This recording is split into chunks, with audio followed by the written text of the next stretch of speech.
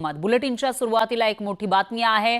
बीड मधील झोपेवाडी शिवारात सुरेश धस यांचा कार्यकर्ता असलेल्या सतीश भोसलेच्या घरी वन विभागाने धाड टाकली। यावेळी धक्कादायक प्रकार समोर आलाय। खोक्या भोसलेच्या घरी वन्यजीवांच्या शिकारीचे पुरावे सापडले। प्राण्यांचे मांस सुद्धा आढळलेलं आहे। तर या ठिकाणावरून धारदार शस्त्र, जाळं आणि इतरही काही साहित्य जप्त करण्यात आली आहे। या धाडीमध्ये गांजाची पाकिटही सापडली आहे। त्यामुळे खोक्या भोसले हा गांजाची तस्करी करत असल्याचा संशय आहे।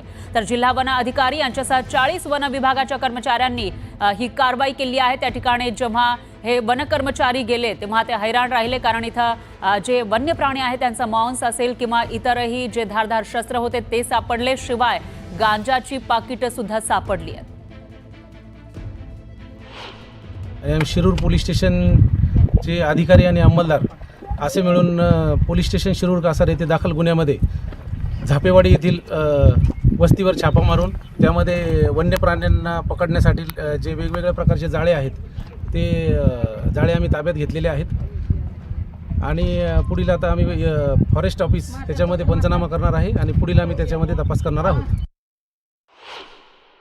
प्राणी पकडण्यासाठी विविध प्रकारचे जाळे, तसेच काही गोष्टी सत्तूर वगैरे असे काही प्रकार हत्यारं वगैरे सापडलेले आहेत, ते सगळे आम्ही सीज केलेले आहेत। ते पंचनाम्यामध्ये करून आम्ही पुढची कारवाई करणार आहोत। आणि जे आम्हाला मांस वगैरे ज्या सापडलेले आहेत, त्या वस्तू ज्या प्राण्यांचे अवशेष जे मिळालेले आहेत ते आम्ही फॉरेन्सिक लॅबला पाठवून त्याच्यावरच्या पुढे येईल त्यानुसार कारवाई करणार।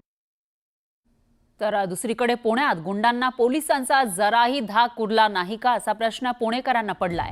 गुन्हेगार दिवसेंदिवस मुजोर होत चाललेले आहेत, अशा घटना वारंवार समोर येत आहेत। तर पुण्यामध्ये भर रस्त्यामध्ये एक तरुण अश्लील चाळे करत होता। एवढंच काय, त्याला रोखणाऱ्या महिलांसमोर त्याने लघु शंकाही केली। तर दुसरीकडे कोथरूडमध्ये पुन्हा एकदा हाणामारीची घटना घडलेली आहे। गाडी आडवी टाकली म्हणून अक्षय लोणकर नावाच्या तरुणाला बेदम मारहाण करण्यात आली आहे। यामुळे पोलिसांच्या कार्यक्षमतेवर प्रश्न उपस्थित केला जातोय।